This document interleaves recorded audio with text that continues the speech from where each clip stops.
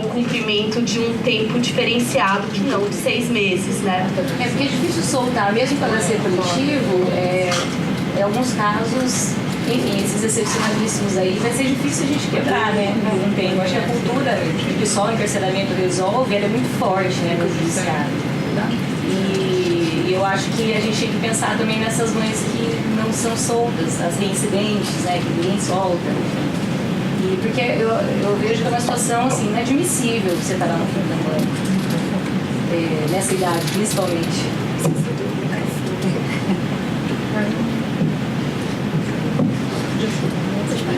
Bom, a minha pergunta é para as duas, parabéns pelo trabalho das duas, chorei aqui várias vezes.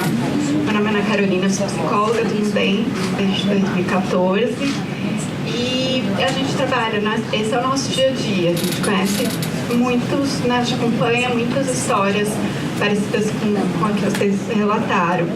E aí, nessa linha, um pouco do que ela também comentou, pensando no sequestro de bebês pelo Estado, sequestro, como é assim que se chama, né? Em BH, elas tiveram a coragem de nomear dessa forma, dando voz às mulheres. É isso que as mulheres sentem. Elas sentem que estão tendo seus bebês sequestrados por juízes e juízas brancos que reforçam esse racismo estrutural. Não são qualquer mulheres que estão tendo seus bebês sequestrados ou direto das maternidades. Então, essas são mulheres que estão em situação de rua, que é essa porta giratória, né? Situação de rua, situação de cárcere, são as mesmas mulheres. A gente está falando das mesmas mulheres o tempo todo. E em nome da defesa da criança, né? Que defesa é essa? Então, pensando aí nessas possibilidades de avançar nessa questão, não há defesa alguma de criança dessa forma. Se você perguntar para o bebê, né, e a gente consegue entender a linguagem de um bebê de 6 meses, eu sou psicóloga, existem estudos, num dos trabalhos que eu fiz, que eu acompanhei, era no CPP Butantan, e estava a mãe e a bebê, e ela só me pedia isso: eu quero um lugar para ir com a minha filha, existe esse lugar? Ela teve o alvará de soltura expedido de forma super ágil, super rápida, porque já aquele bebê, aquela menininha, era uma menininha então de mamãe negra, mas a bebê com pele clara, muito visada, foi uma articulação incrível, enfim, sistema de justiça, realmente articulando a rede de uma forma que a gente pouco vê. E essa bebê, né, sumiu, tinha carro, tinha vaga. E para essa mulher, que tinha até inclusive uma suspeita de deficiência intelectual, essa garota, ela tinha 20 anos, foi colocada literalmente na rua, na frente de uma avenida. E aí, fico pensando que humanidade é essa, né? Que consideração com essa pessoa que poderia sofrer violência, poderia ter sido atropelada, poderia mil coisas. Ela foi colocada na rua com a blusa pingando leite e a bebê dela foi escondida em algum SAICA. Existem SAICA porque foi uma luta para achar, enfim, aí a gente atuou, foi uma luta, a gente, com a técnica da defensoria, achar esse SAICA. Imagina essa mulher, não acharia nunca, depois ia aparecer no relatório que ela não foi visitar. E, enfim, essa situação dela marcou muito, porque, enfim, eu conversei, né, com ela e com a bebê. E quando ela falava, eu só quero um lugar para ficar com a minha bebê, quando ela começou a falar disso, primeiro ela mostrou toda orgulhosa, a neném estava com 4 meses, super gordinha, ela falava, foi só comer o leite, as pessoas acham que eu dou alguma coisa, mas não, foi só a amamentação. Uma interação incrível, a bebê apaixonada por ela e ela pela bebê, você via isso nas duas. E quando ela começa a falar, então, da separação, de como ia ser, ela estava em liberdade provisória, mas ela estava nessa casa ainda. Estava em regime fechado na prática, mas no papel ela estava com regime semiaberto. E aí a bebê fica séria, a bebê estava sorrindo o tempo todo e a bebezinha fica séria quando a mãe começa a falar disso. Então ela está ali naquela situação de hipermaternidade e de repente, né, então ela era tudo para a bebê, aquela mãe era tudo para ela, literalmente. E quando ela começa a falar disso, a bebê fica séria, bem séria. Aí eu virei pro bebê e comecei a conversar com ela. Sua mãe tá preocupada, mas ela tá fazendo de tudo, ela te ama muito, ela tá aqui contando pra você e pra gente quanto ela quer ficar com você. E aí essa bebê sorri com 2 dentinhos, assim, que ela tinha. E é isso, pergunta então esses juízes, né, e promotores, enfim, que estão querendo tanto cuidar desses bebês, pergunta para esses bebês, o que eles querem, né? Eles querem ficar com essas mães, é só isso, só.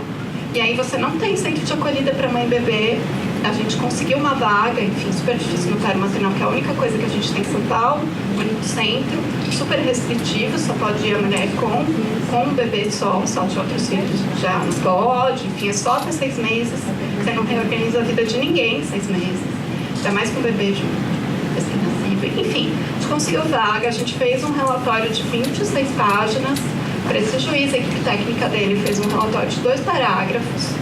E aí, enquanto psicóloga e pensando nas questões técnicas, a gente já está vendo isso no Conselho Regional de Psicologia e do Serviço Social, que relatórios são esses. Enfim, ele não deu nada que a gente pediu, é uma, enfim, história longa e triste, na verdade, dela, por mais que a gente tenha trabalhado muito. E essa questão que fica, esse SAICA, por exemplo, para onde essa bebê foi levada, e, né, com carro, quase com uma escolta, né? Ela é um SAICA que não é da rede de serviço assistencial, são SAICAs que eu não sabia, mas que são SAICAs, muitos deles com recém-nascidos, só a grande maioria, e são SAICAs financiados pelo sistema de justiça, não são conveniados à assistência, não tem supervisão técnica da assistência, oferecem um serviço público de acolhimento que é tipificado que deveria ser prestado pela assistência, só que não é. O que é isso? Quem está financiando tudo isso? Que projeto? Aí entra nesse projeto de política, é esse projeto de democracia que querem. Eu acho que eles sabem, enfim, é proposital, é um projeto político mesmo. Enfim, eu queria levantar essas questões e pensando em estratégias, pensar então, já que é o maior interesse da criança, tudo isso que é a justificativa para tantas violações, inclusive das crianças, pensar que uma separação de uma intermaternidade, então de uma relação de 6 meses, de um bebê tão pequeno, com poucos recursos psíquicos, isso é extremamente adoecedor, pode ter inclusive rompimentos importantes aí na psique desse bebê. É muito sério. Isso adoece criança. Tem uma psiquiatra que falou isso, esquizofreniza, isso psicotiza. Então, a gente tem que tomar cuidado com esse argumento para não tirarem então menos, não vai ter nem 6 meses, né? Mas não é isso, que isso seja um reforço de que os direitos desses bebês estão sendo violados o tempo todo, não se esgotam os recursos. É isso que você falou, né? Os casos extremos, aí sim você separa, mas saiba que você está violentando aquele bebê sempre. Teve que separar, não teve jeito, é um mal menor, mas é uma violência, você não está salvando o bebê nenhum. Eu acho que isso precisa ficar mais claro, mais evidenciado na linha da infância, então, que é algo que eles mais, né, escutam, né? Porque os direitos das mulheres é mais difícil. Eles escutarem um pouco isso, a minha fala, e agradecer o trabalho de vocês. Obrigada.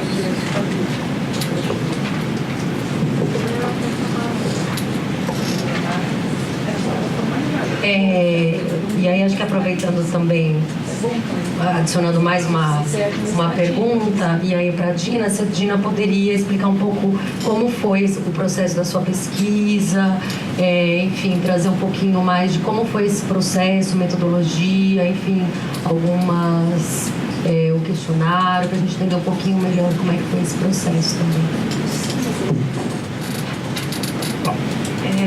Só mais um comentário sobre o que a Ana falou, o que todos vocês falaram, assim, só um comentário que o que eu acho que é super importante para nós mulheres nessa luta feminista é essa ideia de que a batalha do feminismo também é uma batalha da narrativa. A pesquisa da Gina é interessante nesse sentido, de que a gente consegue perceber, né, nomear, saber quem que está presente nesse sistema carcerário, né? Basicamente mulheres negras, e essa visão crítica, né, do sistema é super importante, por isso que a pesquisa é muito legal. E em relação a da Bruna, que assim, é óbvio que a gente consegue apontar aí, a prisão domiciliar, tem as críticas, né? A prisão domiciliar ainda é um problema, mas, assim, o habeas corpus coletivo, ele é de conhecimento de todas as presas. Assim, a gente chega nas visitas e ela sempre pergunta, a gente está lá no Mães em Cárcere, a gente está na decisão do HC, elas perguntam nas visitas, perguntam nas cartinhas que elas enviam para o núcleo. Então é um negócio assim que é um trabalho muito incrível, porque todas elas sabem da existência disso e assim, além das excepcionalidades jurídicas que são colocadas nas decisões judiciais, né, que você colocou que existe, ainda tem excepcionalidades ideológicas, assim, que eu acho que é também um fator, uma dificuldade que a gente trabalha. Porque é isso que eu falei no início, a gente se esconde atrás de um sistema de justiça aparentemente neutro, mas que no dia a dia da prisão e no dia a dia, no cotidiano da justiça, os juízes e juízas analisam se aquela pessoa tem ou não o direito de ser mãe. E aí a decisão acaba ainda sendo assim, será que no momento será que antes de cometer o crime aquela mulher era uma boa mãe? Para a partir daí decidir se ela tem ou não o direito à prisão domiciliar. Então começa a se perguntar se aquela figura é essencial para aquela criança, e aí se decide no caso concreto. Então isso é um desafio muito grande também. A ideia de que essa mulher encarcerada, ela rompe dois padrões de idealização. O de docilidade da mulher, né, porque ela é uma mulher que praticou o crime, e o padrão de mãe ideal, porque ela não está cuidando do filho, já que praticou o crime. Então, isso acho que também é um desafio, né? Essa ideologia sexista que perpassa aí o sistema de justiça.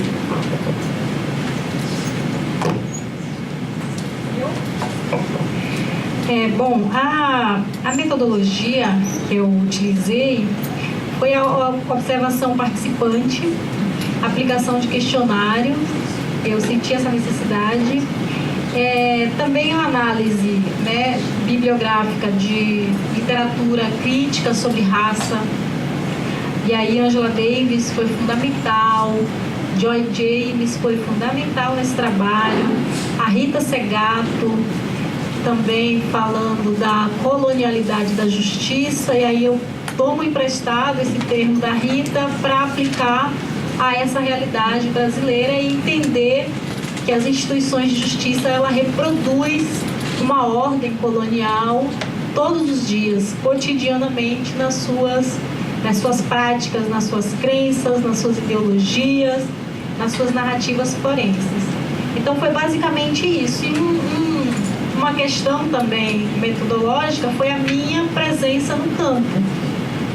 Né? Então, eu como antropóloga, como advogada, como uma mulher negra, dentro do espaço prisional, falando desse universo prisional, né, desse navio negreiro reatualizado, eu também, de certa forma, eu me sentia parte. Mas aí tinha todo um conflito, porque eu não era parte, né? Eu não estava dentro desse encarceramento, desse espaço, né, físico. Mas, de certa forma, eu me reconhecia em muitas mulheres, em muitas histórias de vida. E aí tinha toda uma dificuldade de você separar, né, o que é pesquisa, o que é seu objeto de pesquisa. E uma preocupação de não reproduzir uma pornografia da violência como está acostumada a fazer a academia, né, historicamente branca, conservadora, neoliberal, essa academia que acredita nessa neutralidade acadêmica. E eu gostaria de fugir disso, então não tinha esse interesse, mas ao mesmo tempo vivia nesse conflito, em ter, de certa forma, esse afastamento, mas não estava tão afastada. Tanto é que eu dedico um capítulo da minha dissertação, que é o trabalho de campo é o trabalho de casa. E aí o meu trabalho de campo não terminava quando eu estava fora da penitenciária, ele continuava. E é isso que eu estou falando da raiva e da dor também como ferramentas, né, metodológicas nesse trabalho. E mais do que isso, é essa interação com as mulheres e com seus familiares. Então tinha todo um trabalho de casa, que era ir na casa de acolhimento para ter notícia dos filhos dessas mulheres que me entregavam bilhetinhos, de ir para o fórum ver os processos, e aí entrava um pouco da advogada, também nesse processo. Então, é muito diferente, né, a pessoa fazer um trabalho politicamente comprometido, como colocou a Bruna aqui, do que um trabalho meramente acadêmico, que você vai lá no campo, faz essa sua análise, né, você observa, você interage um pouco, observa, mas o seu objeto de estudo está bem longe. E aí depois você escreve um livro, vende, ganha um nome no mercado, ganha um nome na academia, e aí continua aí essa produção de sofrimento.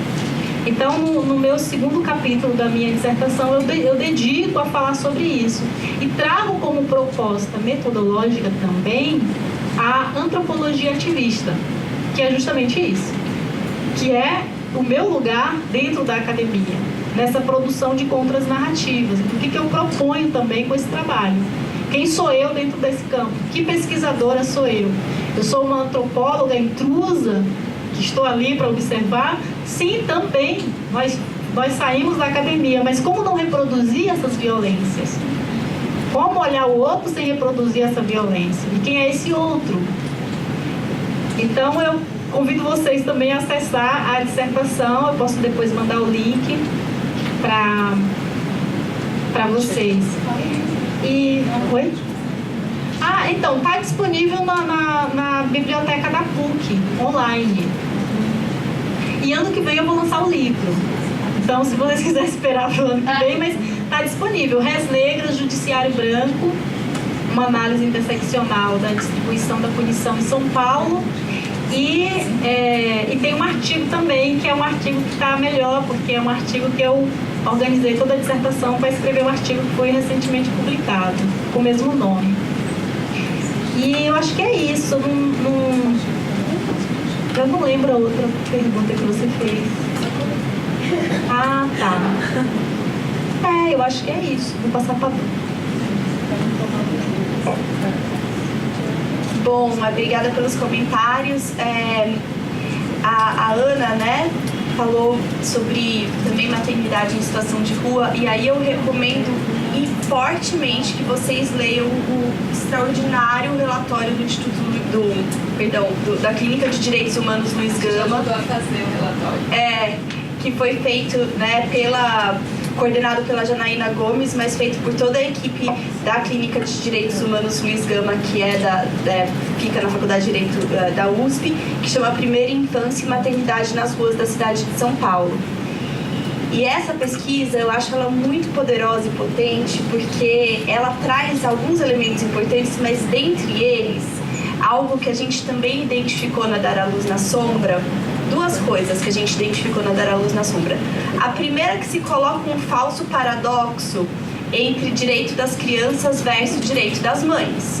Né? Porque, na verdade, quando se trata como duas coisas separadas, como se tivesse de se privilegiar um ou outro, na verdade, quando você está falando de direito da criança, você está falando de direito da criança conviver com a mãe, quando você está falando de direito da mãe, né, enquanto um direito materno, usando aí a expressão que a Laura Mater usa no doutorado dela, você está falando do direito da mãe ficar com a criança. Então, assim, não existe isso ou aquilo. Né? Existe, e aí é a complexidade de todas as questões, existem contextos, né? Contextos nos quais existem sujeitos imbricados em relação. Então não existe o direito da criança versus o direito da mãe, qual pesa mais? Aqueles trabalhos bem toscos do direito, né? Aí concluo que pesa mais esse, porque o artigo tal... Não, a gente está falando de questões complexas que envolvem, né, relação, convívio. E aí eu acho que esse é um ponto que o trabalho traz super bem, o trabalho da Luiz Gama, que mostra justamente o quanto o conceito, se não me engano, de melhor interesse da criança, eu acho que é esse o conceito, pode ser lido de diferentes maneiras por diferentes atores. Então, para o juiz, o melhor interesse da criança é ser adotada, né, de uma mãe de rua, é ser adotada e ir por uma família de classe média dos Jardins e ir para Disney. Para ele é isso, né? Agora, e para essa mãe, o que é o melhor interesse da criança? E para Não, e para outras pessoas que estão olhando para isso, qual é o melhor interesse da criança? E para a criança, qual é o melhor interesse?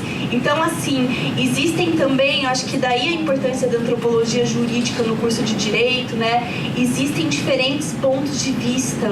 Não dá para tratar casos complexos como de uma mãe moradora de rua, usuária de crack, né, que acabou de dar à luz, como se você estivesse falando de uma maternidade saudável, segura do Jardim Europa. Não dá. Mas isso significa que não dá para falar em maternidade? Não. Isso significa que tem que se tratar essa maternidade com todo o amparo que ela precisa ter, com todo o cuidado, com toda a atenção, né? E ouvir essas mães, ouvir essas mulheres. Ela quer ficar com o filho, porque o que acontece hoje, que a Clínica Luiz Gama coloca muito bem no relatório, é que essas mulheres têm medo do serviço de saúde. Então elas dão à luz na rua porque elas morrem de medo de ir pro SUS e terem as crianças roubadas, sequestradas no SUS. Então elas não vão.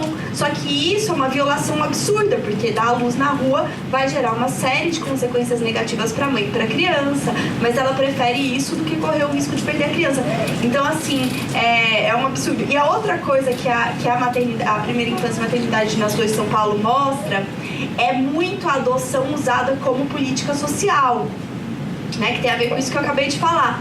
Mas é assim, bom, é melhor, é muito melhor para a criança ser adotada. É muito melhor para as crianças de mães presas ficarem na prisão, porque a prisão é muito melhor. Então a prisão, a adoção, usada como política social. Porque é muito mais complexo, dá muito mais trabalho, exige muito mais equipe, exige, né, um processo de humanização que as pessoas pensem nos casos na complexidade que eles envolvem, né? Não é à toa que você é psicóloga, tá no NUDEM, né? Tem assistente social na defensoria, tem sociólogo. Não é à toa que essas funções, elas estão, né, atreladas, porque não dá para pensar uma ação judicial sem se pensar pela perspectiva da psicologia, sem se pensar, né, pela sociologia num contexto mais amplo. É para isso que existem equipes multidisciplinares, para que as questões complexas sejam tratadas nas suas complexidades. Então, eu recomendo fortemente que vocês leiam essa pesquisa da Clínica Luiz Gama.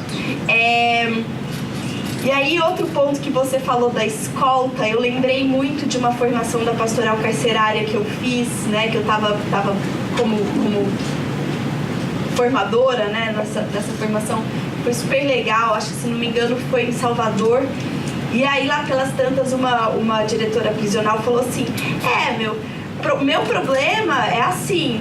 Sim, já aconteceu várias vezes de mulheres darem à luz na prisão que eu gerencio, né? Porque não chega a escolta, então a gente não pode deixar essa mulher sem a escolta, logo ela dá à luz na prisão. Aí eu olhei pra ela e falei: cara, sua balança, né, de legalidade, de justiça tá completamente alterada. Tá com problema essa balança. Porque se você for colocar na balança a segurança versus os direitos maternos, infantis, reprodutivos, a balança vai pesar muito mais pro lado desses direitos e você vai pôr essa mulher no seu carro e levar, né? Mas não, ela não podia romper. Então, assim, ela rompia com todos os direitos reprodutivos, com toda a possibilidade, né, direitos à saúde, etc., em nome de uma coisinha que era a segurança e a escolta, né? Tá errado, tá bagunçada a coisa aí. E por fim, eu acho que é importante dizer que tem a ver com tudo isso, que essa ideia de maternidades aceitas, né? Assim, o que é a maternidade ideal, né? O que é o modelo da maternidade ideal? Para a nova ministra aí da Direitos Humanos, não sei o que, é a mãe que fica em casa cuidando do filho, né? É a mãe que, enfim, não precisa nem de licença maternidade, porque oxalá ela não precisa nem trabalhar, né?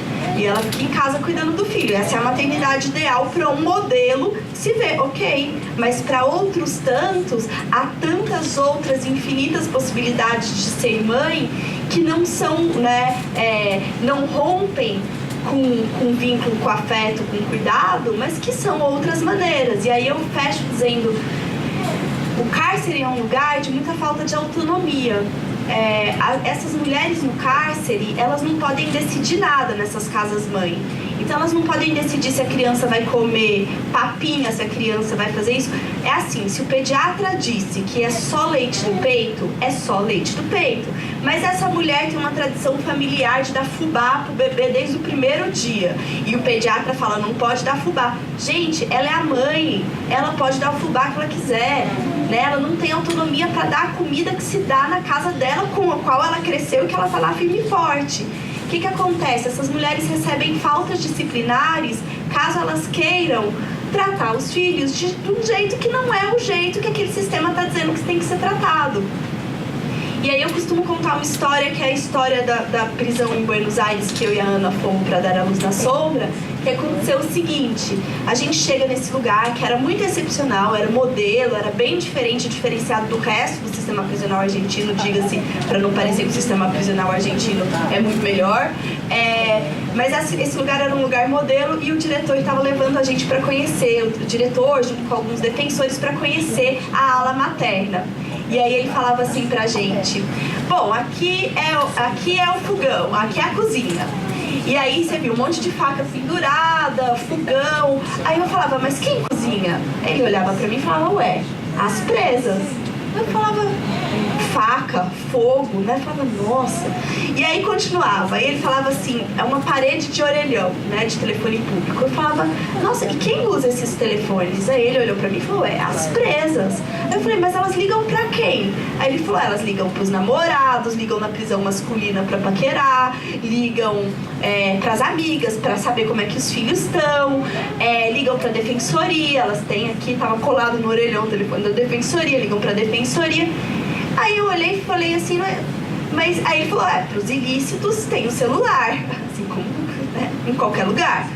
Aí, mas aqui no Brasil não, aqui no Brasil pro lícito elas têm que usar o celular, que é ilícito, pra falar com o filho, pra falar com o namorado, pra falar com a mãe, tem que usar o celular. Então assim, e aí lá pelas tantas esse diretor olha pra mim e fala assim, qual que é o seu problema?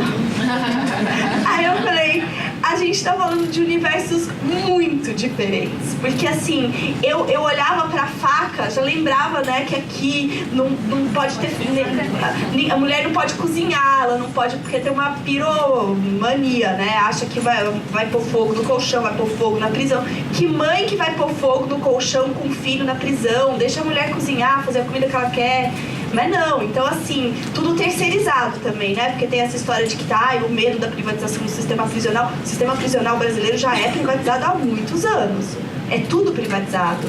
A comida é privatizada, a limpeza é privatizada, é tudo privatizado. Só a segurança que ainda não é. Mas assim, é uma privatização pelas beiradas, mas é uma privatização, né? E aí eu viro e falo assim, bom, no Brasil elas não podem cozinhar, no Brasil elas não podem mexer com fogo, no Brasil elas não podem ter faca, no Brasil elas não podem usar o orelhão, no Brasil elas não podem fazer tudo isso que você está me falando. A gente está falando de mundos tão diferentes que eu não estou conseguindo, a gente não está falando a mesma língua. E aí foi quando a gente chegou à conclusão de que a gente vivenciava nas prisões brasileiras, a gente percebia uma falta de autonomia absurda dessas mulheres.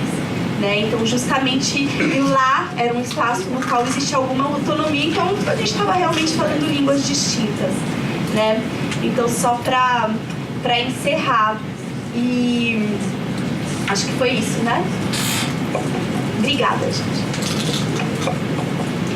Só uma observação também. Esse do relatório.